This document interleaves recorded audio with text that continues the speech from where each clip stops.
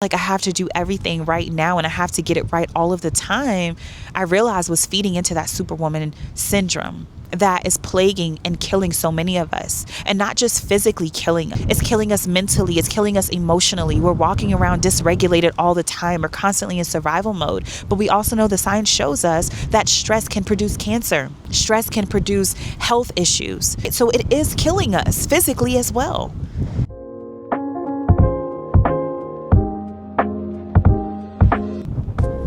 Hey y'all, welcome back to my channel. On today, we are going to talk about the idea that being a superwoman is going to kill you. I think that I was actually having this conversation with my husband and how we have been taught and we have been cultivated and programmed to believe for a long time that as women or even as people, we're supposed to do it all.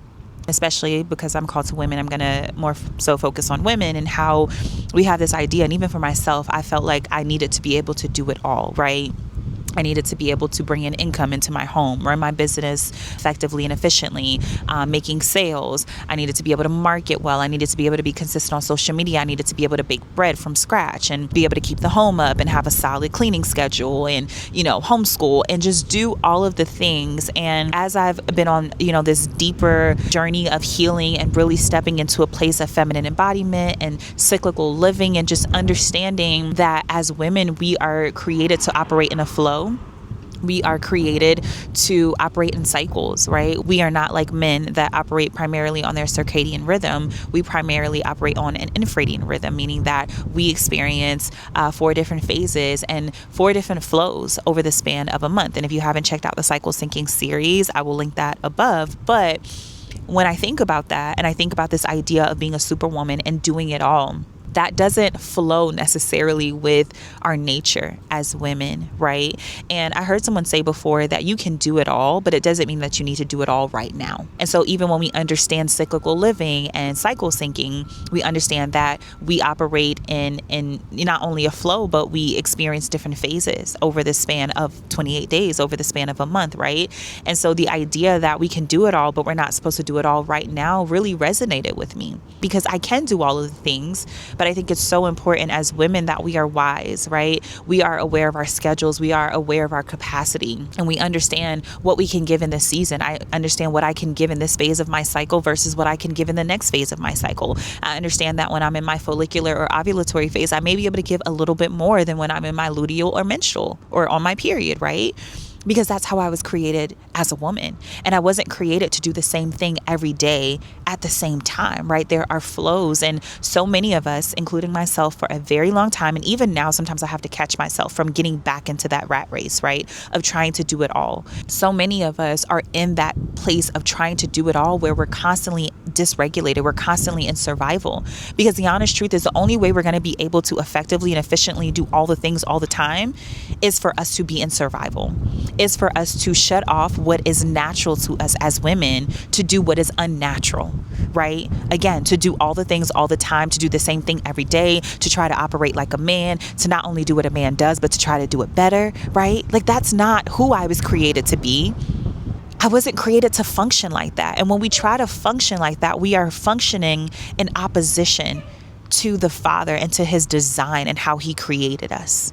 And when you think about that, that's actually kind of deep, right? Like when you think about any other aspect of your life, you would never intentionally, as biblical women, we would never intentionally be in defiance to the Father or act in defiance to what he's called us to do or to his will for our lives. And yet so many of us are living in defiance to our natural makeup as women, as feminine women, as cyclical beings. We operate in defiance to our natural makeup. When you think about that, that's actually deep because it's like at the end of the day, there's a level of disobedience that I'm operating in. And I get it. Some women are single mothers. They have to do what they have to do. And I get that and I respect that, right? I understand that people have to do sometimes in a season what they wouldn't normally do. But I want to be able to decipher between having to do what's necessary in this season and the Father giving me grace to do it versus adopting the mindset of being a superwoman, of doing it all the time, living in defiance or disobedience to who he's created and called me to be. There's a difference between needing to do something for a season and living in that place, right? And I think the Father understands. He gives us grace.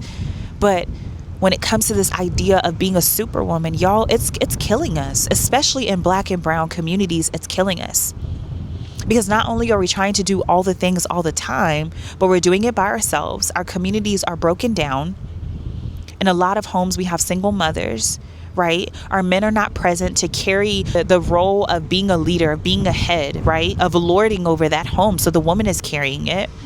A lot of us, we don't have sisterhood around us anymore. So we're doing it by ourselves. A lot of us, especially with technology, we're struggling to find community. We're struggling to find solid sisterhood and just a space where we can have support for our children. And if you think about postpartum for mothers, right, a lot of us did it by ourselves. I know for all three of my children, my postpartum journey was primarily my husband and I doing it by ourselves.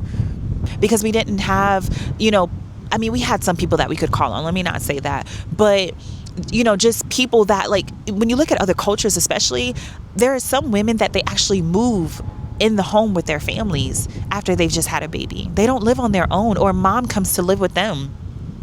They are rarely by themselves. They're rarely doing anything by themselves because the culture is that strong. The community is that strong. And so many of us don't have that. We may have a friend that can come here and there, but at the end of the day, that friend still has their stuff that they have to do. They still have their home, their kingdom that they have to tend to, their own children, their own problems, right? It was never meant for one person to be everything for us.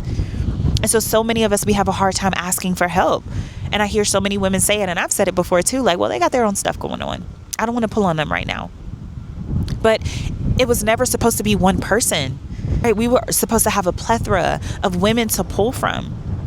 And I know this could be like, a very controversial topic, and I'm not going to go into it, but I was even, just researching, I had come across an article about the idea of like polygyny, biblical polygyny, right? And I'm not talking about like what Neo's doing and like having several women and just sleeping with women, but the idea of biblical polygyny is that there was a community at one point, there was sisterhood, right? And so the women were constantly surrounded around other women. And so there was this constant pouring out from the older women to the younger women. And there was a constant receiving and support from the younger women to the older women. And I've talked about this before. So younger women who were going through courtship and marriage, they weren't trying to figure it out by themselves because they were constantly surrounded by older women, the Titus II women that were able to pour into them. Older women that needed help and support, they didn't have to go pay for it because there was constantly a plethora, a community of women surrounding them. And so I'm not getting into debate of whether it's right or wrong, but I'm just saying, like, even something like that historically and biblically was beautiful, that's something that's gone, that's lost. And even just the concept or the principle of it, community, it's lost. And so again, so many of us are trying to do it all by ourselves when we weren't created to do it all. We were not. I was not. And I've been really dismantling this mindset of doing it all. Because even lately, I found myself just kind of condemning myself because I felt like I was dropping the ball in certain areas. And granted, we can always do better. There's always room for growth. There's always room for improvement. That's good, right? But also this idea that like I have to do everything right now and I have to get it right all of the time, I realized was feeding into that Superwoman syndrome that is plaguing and killing so many of us. And not just physically killing us. It's killing us mentally. It's killing us emotionally. We're walking around dysregulated all the time. We're constantly in survival mode. But we also know the science shows us that stress can produce cancer. Stress can produce health issues. So it is killing us physically as well. And so I want us to really think about that. Really think about this conversation and how am I contributing to this program of being a superwoman? Because when I look through scripture, God never called us to be superwomen. He called us to be a Proverbs 31 woman. Like he gave us an example of that. He talked about in Titus 2, the older women teaching the younger women. He talked about women being keepers of their home and the older women teaching younger women to submit to their husbands and love their children. Right? Like that's the example I have. And even the Proverbs 31 woman, a lot of us will say, well, she was a superwoman. She did it all. Right? But again, historically, those women weren't doing it all by themselves. And I know that a lot of us are now. But one thing I've been learning and working on doing is like, how can I dismantle that? Yeah, I may not have a community of women physically in front of me, but right now I'm vetting babysitters because I'm like, you know what? I need someone to come in and help me, even if it's a couple times a week, for me to be able to do things around the house or run errands, whatever it is. right? Like, how can I dismantle this Superwoman Syndrome mindset? Are there women in my community that I can work with and barter with? And can we just get together a couple times a week and just let the kids run crazy, right? Like, what can I do here and now to dismantle that Superwoman Syndrome? Because it's not serving me. It's never served me. And if we want to follow in the path of our foremothers, like a lot of us talk about, understand that being a Superwoman was not a part of it. It wasn't. She didn't have to, right? Because she had community, she had support. And so how can I reinstate that community? How can I reestablish that? How can I create that if I'm lacking it? How can I open myself to community that maybe I've closed myself off to because it didn't look the way that I wanted it to look? So I really want us to think about this conversation. I'm curious to your thoughts. Definitely comment below. Let me know what you're thinking. Let me know if you find yourself in this place, and maybe what are some things that you're doing. Pray, ask the Father for wisdom. He will give you wisdom and strategy on how you can be the woman that He has created and called you to be. Definitely hit the subscribe button and turn on the notification bell. That way you are notified and alerted the next time we go live with a new video.